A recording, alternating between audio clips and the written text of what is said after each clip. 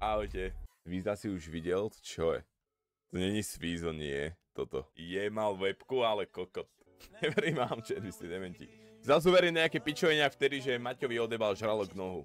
Som tomu 2 dní veril normálne. Chcel by som sa ťa spýtať, či je normálne, boli sme dnes na obede a čašnička mi povedala, že mi ho vyfajčí, tak sme išli na hajzle.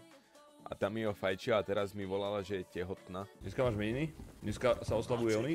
Lúzer? Natoč video jem celý deň ako Gregor. Káne, keby mám prežiť Gregorov deň, tak ti hovorím, na konci dňa som troska a idem na liečenie. Chápeš, že on vstane 6:30 a jebne pivo hneď na úvod a hneď potom sa ide nafajčiť. A potom je 8 večera príde na stream a má proste 8 pív v sebe a jeden rum. Ja by som podľa mňa prežil tak 2 dní max. Dneska som frajerke povedal, že nech povie pizza. Tak som jej na to odpovedal, ty si dobrá piča.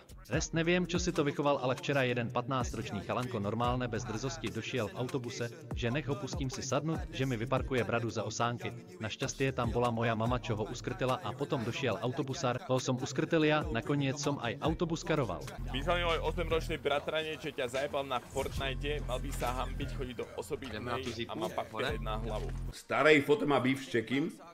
Čo? No dívaj sa, aký máš beef ty so mnou teraz, kamaráde. Čekuj ten trailer. To čo? Natural older women over 60. To mi zrovna nechcem kúkať. Počkaj, fakt mi je jedno, že si mal dneska fazlovú polievku, bo vy ste taký trapný. Rozmýšľal som, že si nájdem tlstú frajerku, lebo logicky by vedela variť, ale pozrel som sa na teba a ty si tiež tučný a nevíš ani chlebu krojiť.